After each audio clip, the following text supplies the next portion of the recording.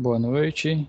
Iniciamos a nossa web aula do dia 17 de agosto de 2022 para o evento 831529 na UC de Fundamentos de Mecânica. Pedi a ajuda do Diego. Diego, tá vendo os slides? Tá dando para ver tranquilo? Estou compartilhando minha tela com vocês.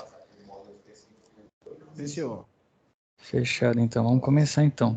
Pois bem, pessoal, nas duas últimas web aulas a gente veio tratando sobre desenho técnico, a gente tratou também sobre elementos de medição, né? Então a gente vai fazendo essa construção do conhecimento, trabalhando a cada aula algo pertinente às nossas SAPs e as competências que devem ser desenvolvidas. E hoje nós vamos finalizar a nossa parte 1 do livro. Vocês viram lá que o livro está dividido em duas partes, né? Então hoje a gente finaliza a parte 1 com o capítulo 3 do nosso livro e é importante que vocês leiam, né? Até porque aqui na aula a gente traz um resumo, conversa sobre as partes, né, que a gente vê como principal, mas todas são importantes. Então peço que vocês façam a leitura do livro, continuem estudando, né? Lembrando que o EAD aí é sempre um estudo contínuo, que vocês dediquem aí 1 a 2 horas por dia para ir fazendo a leitura, desenvolvendo as atividades. E aqui a gente vem complementar esse estudo, né?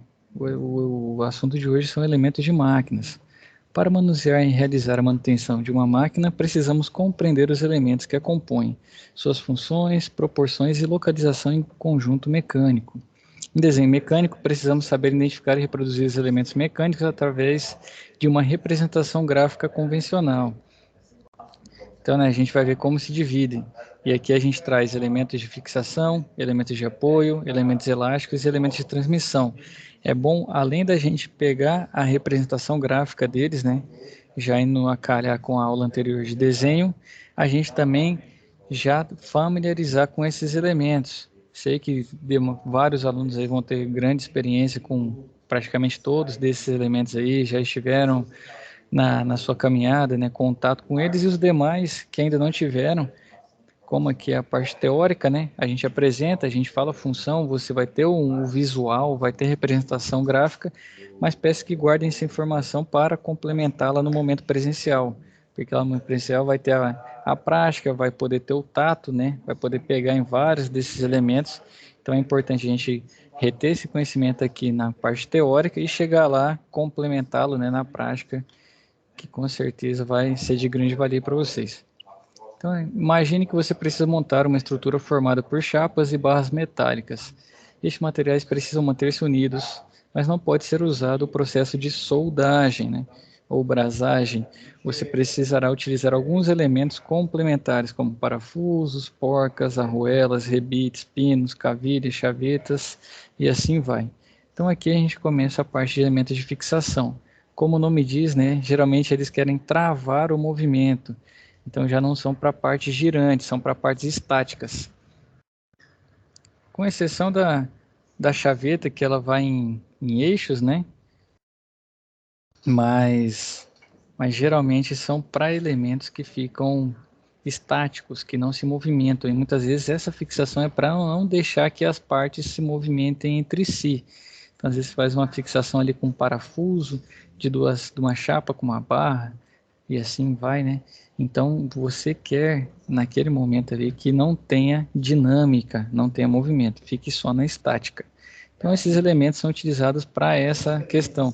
Falei da chaveta também, é lógico que o eixo, né, vai ter movimento, vai ficar girando, mas a chaveta é justamente para travá-lo, né? Então, de certa forma, ela também faz a fixação do mesmo, né? Igual o mancal, que vai fazer a parte girante, a gente também vai chegar nele, né? Então a chaveta é para fixação, mais em um elemento girante. No fim, o conceito é o mesmo, né? Fixar, travar o movimento de algum elemento em relação ao outro.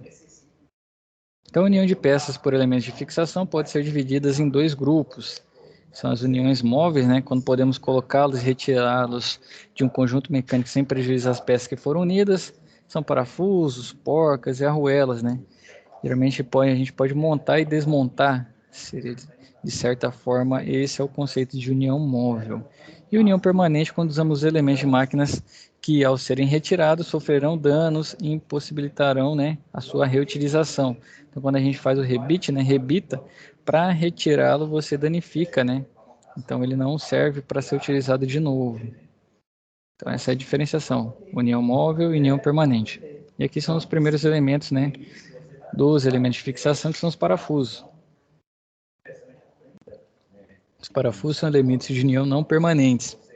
Além de serem intercambiáveis, né, que podem ser trocados, eles também podem ser colocados e retirados sempre que seja necessário danificá-lo. No caso, que né, podem ser colocados e retirados sempre que seja necessário danificá-lo, quando você precisa desmontar, né, no caso da união não permanente. Então você pode retirar, se você precisar montar, você vai lá e coloca ele novamente. Aqui é a representação gráfica do parafuso. Mais para frente a gente vai ver os tipos de parafuso, né? Então aqui tem a rosca, tem a haste do parafuso, né? Tem a parte da cabeça do parafuso e aqui o tipo de acionamento. Esse parafuso representado aqui, você pode contar os lados, né? 1, 2, 3, 4, 5, 6. Então, parafuso sextavado. E as linhas de centro também passando aqui na representação gráfica. Então, todos os parafusos são compostos por roscas que se subdividem em vários tipos, conforme a aplicação. Então, aqui nós temos os quadros, né? Primeiro, a questão das legendas, né, de um parafuso. Aqui tem o P, que é o passo, que é o espaço entre uma rosca e outra, né? Tem um passo, tem o ângulo, né, desse passo aqui, que é tem um alfa aqui, que é o ângulo do filete. Tem D1, né, que é o diâmetro interno. O D, que é o diâmetro externo. Tem D2, que é o diâmetro do flanco, né? O diâmetro externo você pode ver que é diferente do diâmetro do flanco. O flanco é 1 e o externo é o total, né? Já pegando até a parte da rosca. Tem fundo de filete, ângulo da hélice, a crista também aqui da rosca, né? Diâmetro de fundo da porca, aqui no caso já seria o D, né? O D maiúsculo, D1 maiúsculo, diâmetro do furo da porca e assim vai. Então temos os parafusos, né, triangulares, tipo de rosca triangulares, empregados na união de peças. Trapezoidal, né, permite movimento de maneira suave e uniforme. O tipo de rosca redondo, né, empregados quando há necessidade de grandes esforços, quando são parafusos maiores. Tipo de rosca quadrada, né, empregados em equipamentos que podem sofrer grandes choques, né, impactos. E a rosca dente de serra, que exercem grande esforço em sentido único. Então esses parafusos também podem ser divididos em vários tipos, né? Tem um parafuso de cabeça sextavada, aqui tem a representação gráfica dele. Justamente sextavado são 6 lados aqui na cabeça dele, né? E aqui tem toda a legenda, comprimento útil, qual é a altura da cabeça, qual a medida entre as faces, né? As faces paralelas aqui do parafuso sextavado, comprimento de rosca, temos o raio de arredondamento, né, da extremidade do corpo do parafuso, que ele é 1,5D. Esse D representa o diâmetro do parafuso. E temos o comprimento da rosca também. Então aqui tem um parafuso com sextavado interno. Então aqui seria o sextavado na parte externa. Não sei se vocês estão vendo o meu mouse. É na parte externa aqui, ele é sextavado. Esse aqui já é o contrário. Aqui uma Allen, você consegue tirá-lo, né? Se associarem as chaves. E aqui com o sextavado interno, você já precisaria de uma... Na verdade, aqui sim é uma Allen, e na anterior você vai precisar de uma chave... A gente chama chave sextavada, tem gente que vai chamar chave de boca, né? Aqui é uma chave de boca que você vai colocar ele na parte externa do parafuso. Aqui na parte interna, um sextavado interno, né? Você precisaria de uma Allen para fazer a movimentação, né? Torquear esse parafuso. Então aqui, ó, o sextavado está dentro. Então ele tem a cabeça aqui por fora redonda e dentro dele, né, tem essa parte sextavado. Por isso que ele é o parafuso com sextavado interno. Tem o parafuso de cabeça escariada, chata com fenda. Então a cabeça dele é chata, ó. Ela é reta, tá escariada aqui com relação à haste e a parte da rosca. E esse aqui é para fenda. A diferença, se tivesse, pode ter o parafuso cabeça chata, né, escariado para Phillips, né? Então ele vai ter outra projeçãozinha aqui indicando o rasgo da Phillips. Aqui tem parafuso de cabeça redonda com fenda. A cabeça dele é abaulada, né? Parece um capacetinho aqui na cabeça do parafuso. Tem o parafuso de cabeça cilíndrica boleada com fenda. Então, no caso, ele é redondo e ele é boleadinho. Tem para fenda e geralmente quando tem para fenda também tem para Phillips. Depende muito da construção do parafuso. Comercialmente alguns não tem para os dois, né? Pode ter só para fenda ou só para Phillips. Mas a grande maioria é possível encontrar para os dois tipos de chave, né? Aqui parafuso de cabeça cariada boleada com fenda e complementando o parafuso vem a porca, né? Então assim como os parafusos, as porcas são revestidas pelas roscas, então no parafuso a rosca fica externa e na porca a rosca fica interna. Porém, sua parte interna, normalmente fabricados em materiais metálicos como alumínio, latão, bronze e em alguns casos plástico. Tem forma prismática ou cilíndrica. O perfil da rosca aplicada na porca pode variar conforme a função que será destinada, pois atua em duas funções básicas: aumentar a resistência de fixação ou permitir a movimentação das peças conectadas. Então, aqui do lado tem a representação gráfica da porca sextavada, similar ao parafuso, tem 6 lados. Tem a porca sextavada chata, então não tem grande diferenciação na parte aqui se você vê a vista superior, mas na vista lateral você consegue ver aqui que tem uma diferença porque ela é mais achatada, né? Tem a porca quadrada, 4 lados, e tem a porca quadrada chata. Só voltar na sala aqui e ver se tem alguém querendo entrar. Ainda não. Pois bem, falamos de parafusos, porcas, faltam as arruelas, né? Então tem a função de distribuir proporcionalmente a força de aperto entre parafuso e porca em conjuntos mecânicos montados. Veja na figura, né, a união. Então aqui nós temos a porca em cima, tem o parafuso também, na verdade aqui tem duas porcas, né? Não, aqui o parafuso está embaixo, tá aqui ó, a cabeça estavada do parafuso, a porca está em cima e entre a peça aqui que está fazendo a união, né, tem a arruela. Creio que todo mundo está conseguindo ver bem a imagem. Então ela fica ali já para não deixar a porca ficar em contato, justamente para distribuir melhor o ponto de apoio. Porque a porca pode ficar muitas vezes angulada, não está pegando totalmente no material que ela tem que fazer essa fixação. E a porca, por ter uma área maior, quando ela encosta, a porca não, a arruela, por ter uma área maior, quando encosta na porca, ela consegue ter uma área de contato maior também para apoio e fixação. Então é importante usá-la, né? Sempre que possível, em todos os casos. Existem casos também que não utilizam arruelas, mas se ficar na dúvida, coloque, porque ela alivia muito a questão da distribuição da força, da fixação desse elemento. E pode ser vários tipos, né? Essa porca pode ser fabricada em materiais metálicos, materiais compósitos, né? Para fazer a união, dependendo muito da utilização. Se for um local que pode sofrer uma dilatação, por ela ter uma área menor, né? Ela é menos espessa. Se ela for, como falei, exposta ao calor, ela dilata mais rápido. Então, geralmente, ela vai mudando de acordo com a aplicação. E aqui temos as representações gráficas dos tipos de arruelas.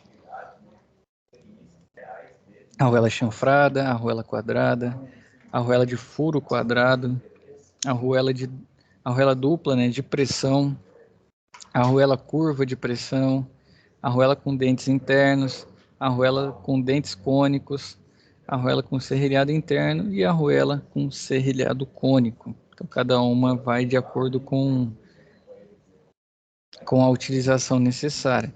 Mais comum essa arruela chanfrada, às vezes nem chanfrada elas são, né?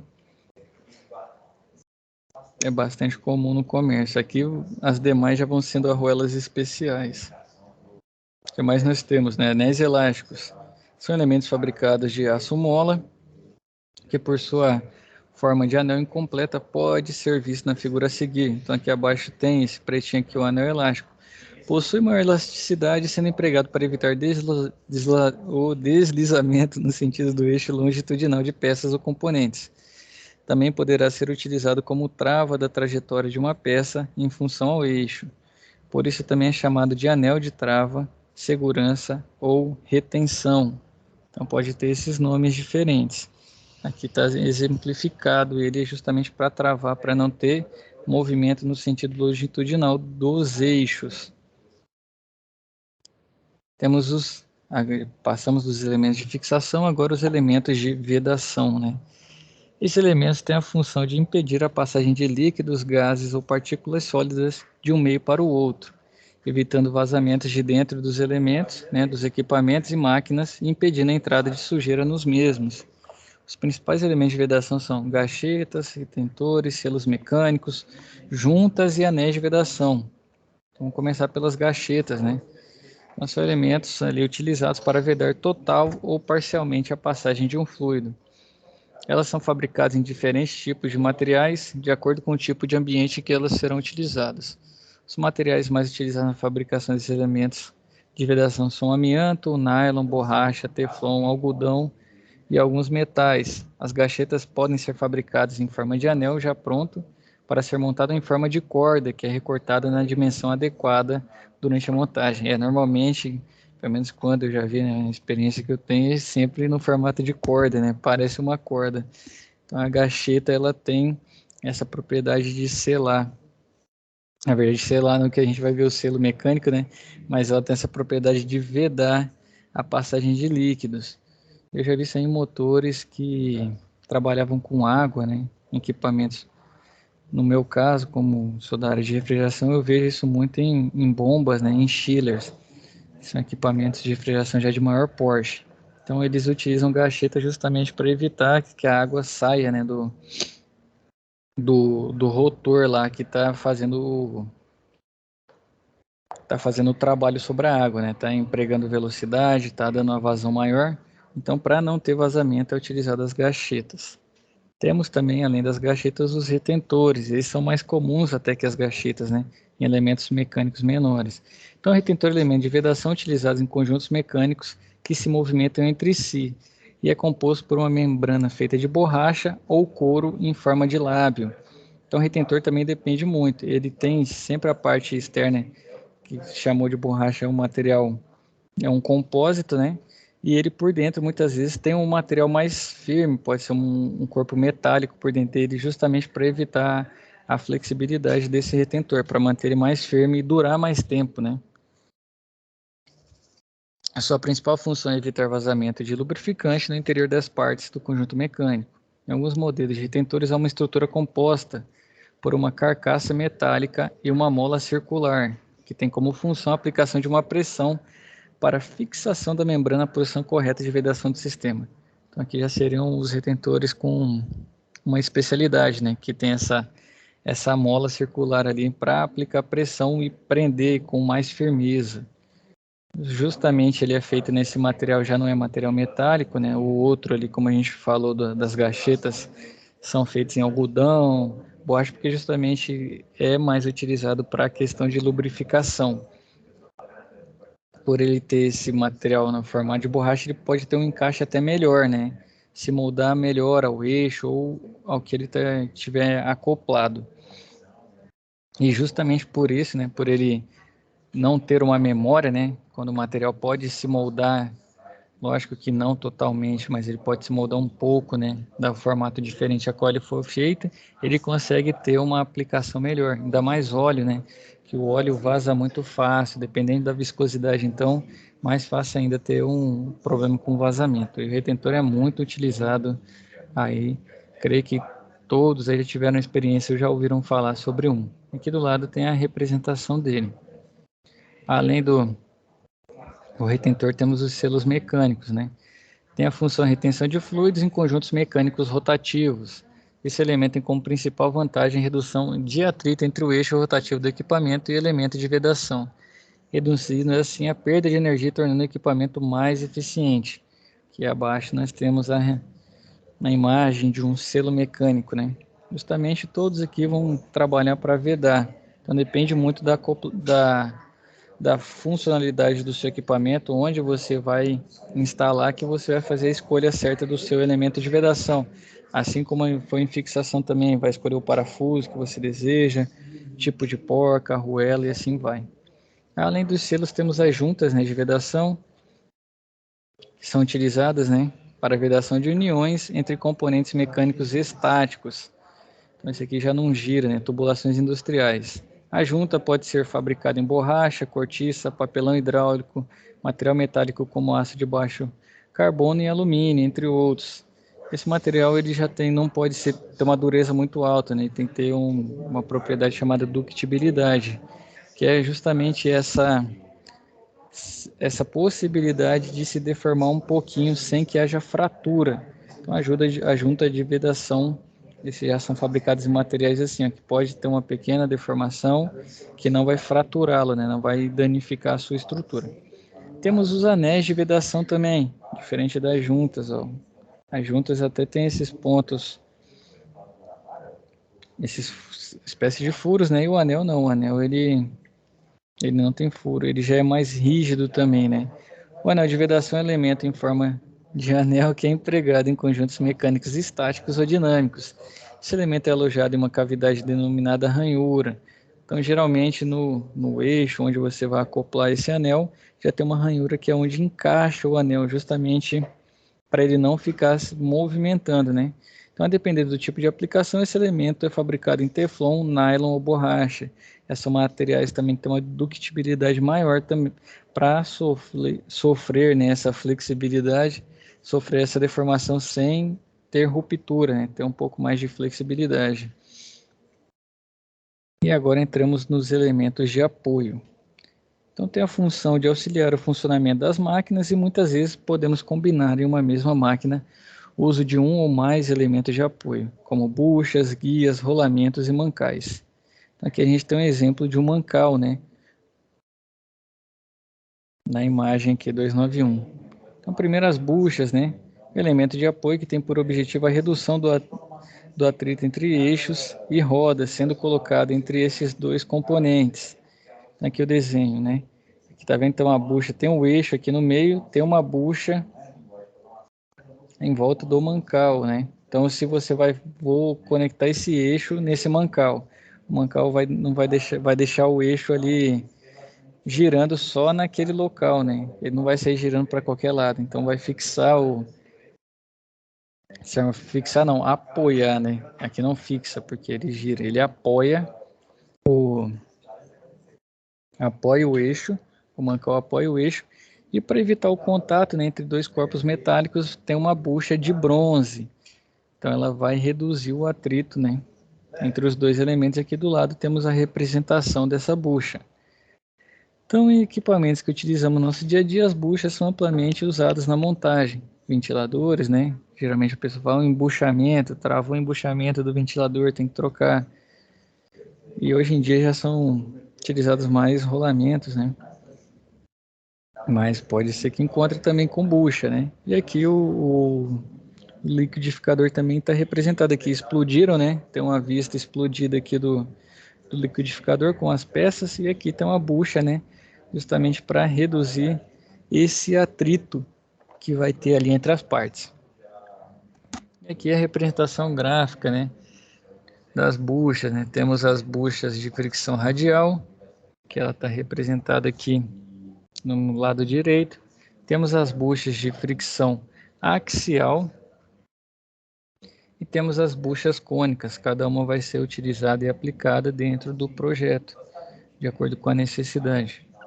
Além disso, temos o guia, né? A guia, né? O guia. Então, a guia, quando instalada em um conjunto mecânico, tem a função de direcionar a trajetória de uma peça que esteja em movimento. Aqui usou de exemplo os trilhos do trem, né? Ele vai guiar por onde esse trem vai trafegar. E aqui os exemplos de guias, né? Tem a guia rabo de andorinha, a guia via plana, a via prismática dupla. Do lado aqui é a forma. Via em formato de telhado, dupla em V, prismáticas e planas, vias planas e em V.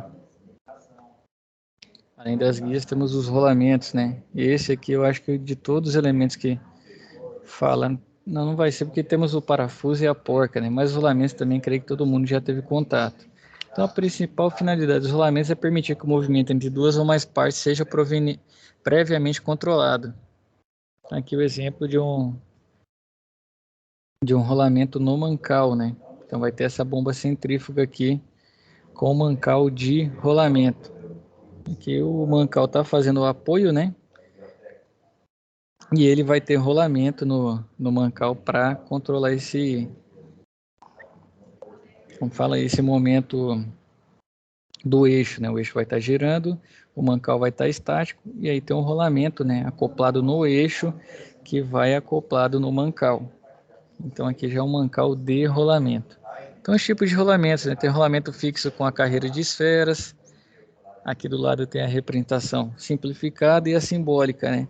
Rolamento de rolo com a carreira de rolos. Rolamento de contato angular com uma carreira de esferas. Um rolamento autocompensador de esferas, que já muda, já não tem só uma carreira, já tem duas. Ó. Rolamento autocompensador de rolos. Temos rolamento de rolos cônicos e rolamento axial simples. Então também vai ser utilizado de acordo com a necessidade e a fabricação projeto do seu elemento, né, da sua máquina. Aqui também são vários tipos, muda também os tamanhos, né, de acordo com o diâmetro interno, o diâmetro externo, e tem um cuidado também especial, assim como alguns dos outros equipamentos em relação à utilização, que é a que temperatura ele vai estar exposto, né. Então o rolamento aí, ele precisa de lubrificação e dependendo se ele for exposto a uma temperatura a qual não é de projeto, você vai ter problemas aí do seu rolamento estar travando muito rápido. Então os mancais, né? Mancal é um elemento de máquina que tem como finalidade dar apoio ao eixo. Então aqui o exemplo é o mancal com a bucha de bronze, igual a gente viu lá no começo, né? E a representação dele. O mancal aqui é como se fosse a base, e a bucha de bronze é o que está em volta do eixo. O eixo está representado como se tivesse um rasgo para a fenda, e em volta dele tem a bucha, e em volta tem o mancal. E aqui tem as características, né, dos rolamentos. Então aqui está uma bucha, mas pode ser que tenha também um rolamento ao invés da bucha de bronze. Aqui é a representação gráfica do mancal, esse mancal aqui com rolamentos, né? Além disso, temos os elementos elásticos, que são utilizados para atenuar choques, diminuir ou absorver vibrações, distribuir equilibradamente o peso das cargas e possibilitar que um componente mecânico, após sofrer uma distorção, possa retornar à sua posição inicial. Então, os mais utilizados são as molas, né? O exemplo aqui é o nosso prendedor de roupa. Então, você aplica a força ali e a mola faz o trabalho contrário à força que você aplica para prender, né, na ponta do prendedor em alguma coisa, no varal, com a roupa e assim vai. Então ela retorna, né, à posição inicial a qual foi fabricado. As molas também são utilizadas muito para absorver, né, se for choques ou vibrações, porque a questão de vibração também é muito, assim como a temperatura para alguns elementos, a vibração para outros, porque depende da dureza, o material não aguenta vibrar certas frequências, né?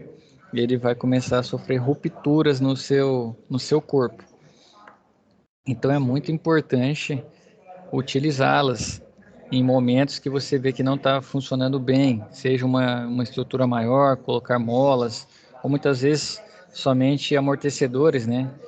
Que vão absorver essas vibrações e esses choques. Além disso, temos os elementos de transmissão, né? São elementos que, quando trabalham de forma conjugada, formam um sistema de transmissão de potência e movimento através das peças. O funcionamento dos elementos de transmissão pode variar conforme o sentido, velocidade e direção das rotações. Então, aqui os exemplos, né, temos a polia ali, a correia aqui no meio com duas polias, né? A correia aqui é o material que faz essa transmissão, né, entre as polias, e as polias estão acopladas a eixos, né? E por último, as engrenagens nos exemplos. Vou começar pelas polias, né? As polias são peças cilíndricas que se movem conforme a rotação do conjunto formado pelo eixo do motor e das correias. Então, um exemplo é que geralmente vai ter uma polia no motor e vai ter uma outra polia no eixo que você quer transferir essa força. Então, o motor está girando ali, né? Geralmente o motor vai converter energia elétrica em energia mecânica. Ele vai estar girando essa polia e para você transferir, né, esse movimento do motor para o eixo, que muitas vezes não é o mesmo, né? Você não consegue colocar o motor para girar diretamente esse eixo, por questões dimensionais e tudo mais, você faz essa transferência, né? Essa transmissão por meio de correia, que é esse caso aqui. Então você vai ter uma polia, polias são canal A, canal B, vai mudando de acordo com a sua necessidade, né? E a força que você precisa transmitir. E eles também têm que estar sempre alinhados, não pode estar muito esticado a polia, porque ela pode quebrar. A polia também resseca, né? Então é bastante importante ir acompanhando a manutenção desse elemento. Então a polia aqui está acoplada aos eixos e está acoplado na correia. A correia vai ser o próximo elemento também. Aqui os tipos de polias, né? Polia de aro plano, polia de aro abaulado, polia escalonada de aro plano, temos a polia escalonada de aro abaulado, temos a polia com guia, polia em V simples e a polia em V múltipla, né, que são vários canais aqui. Muitas vezes você vai utilizar, vai para transmitir essa força, você precisa de 2, 3, 4 polias. Lembrando também, quando você vai fazer a troca ali de polia, né, pessoal aí que trabalha com manutenção, falando de polia é um toque bastante importante. Se for trocar em polias que são multicanais, né, você, se um exemplo for polia de 2 canais, nunca compre correias de fabricante diferente, nem do mesmo fabricante de lotes diferentes, que podem ter diferenças de das medidas dela, então pode causar problema que você vai desgastá-las prematuramente. Então, se você tem, por exemplo, um canal múltiplo de, vamos dizer, 2 polias, se uma tá boa, outra ressecou, nunca troca só uma, sempre troca em pares. Isso garante que a vida útil da sua polia dure mais. E você achando que comprando só uma, não vai ser uma economia muito inteligente, que você vai perder a antiga, que estava mais ou menos, e vai perder a nova, que está boa, muito rápido. É importante, vai fazer manutenção, você tem equipamento polia com 2 canais, você já sempre compre as correias em números pares e sempre faça a troca total. O que mais nós temos? As correias, né? São elementos de máquinas que, em conjunto com eixos e polias, transmitem o movimento de rotação. Geralmente fabricados em couro, materiais fibrosos ou couro sintético. Um bom exemplo é a bicicleta, com tração por correia. Uma grande inovação, pois essa transmissão sempre foi realizada através de correntes de material metálico.